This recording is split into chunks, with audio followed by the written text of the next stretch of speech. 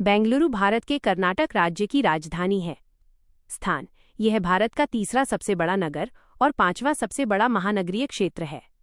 उपनाम, इसे व्यापक रूप से भारत की सिलिकॉन वैली या भारत की आईटी राजधानी के रूप में जाना जाता है, क्योंकि ये देश का अग्रणी सूचना प्रौद्योगिकी आईटी निर्यातक केंद्र है।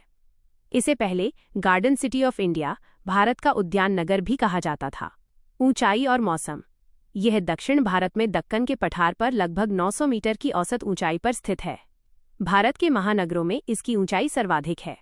यह अपने साल भर के सुहाने मौसम के लिए जाना जाता है। अर्थव्यवस्था और प्रौद्योगिकी, देश के प्रमुख तकनीकी संगठन जैसे इसरो, इन्फोसिस और विप्रो का मुख्यालय यहीं है। ये सॉफ्टवेयर कंपनियों, उभरते स्टार्टअप्स और तकनीकी नवाचारों का केंद्र है। इतिहास, बेंगलुरु की नींव मूल रूप से 1537 ईस्वी में केम्पेगौड़ा प्रथम द्वारा एक किले के निर्माण के साथ रखी गई थी। समय के साथ ये मराठों, अंग्रेजों और अंत में मैसूर राज्य का हिस्सा बना। पर्यटन स्थल, विधाना सौधा, बैंगलोर पैलेस, टीपू सुल्तान का ग्रीष्मकालीन महल, बैंगलोर फोर्ट, लाल बाग, कब्बन पार्क।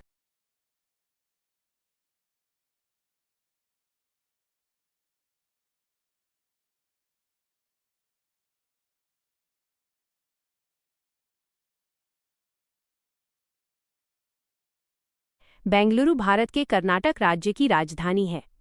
स्थान, यह भारत का तीसरा सबसे बड़ा नगर और पांचवां सबसे बड़ा महानगरीय क्षेत्र है। उपनाम, इसे व्यापक रूप से भारत की सिलिकॉन वैली या भारत की आईटी राजधानी के रूप में जाना जाता है, क्योंकि ये देश का अग्रणी सूचना प्रौद्योगिकी आईटी निर्यातक केंद्र है। इसे पहले garden city of India, Bharat का उद्यान नगर भी कहा जाता था। ऊंचाई और मौसम, यह दक्षिण भारत में दक्कन के पठार पर लगभग 900 मीटर की औसत ऊंचाई पर स्थित है। भारत के महानगरों में इसकी ऊंचाई सर्वाधिक है। यह अपने साल भर के सुहाने मौसम के लिए जाना जाता है। अर्थव्यवस्था और प्रौद्योगिकी, देश के प्रमुख तकनीकी संगठन जैसे इसरो, इन्फोसिस और विप्रो का मुख्यालय यहीं है। ये सॉफ्टवेयर कंपनियों, उभरते स्टार्टअप्स और तकनीकी नवाचारों का केंद्र है। इतिहास, बेंगलुरु की नींव मूल रूप से 1537 ईस्वी में केम्पेगौड़ा प्रथम द्वारा एक किले के निर्माण के साथ रखी गई थी।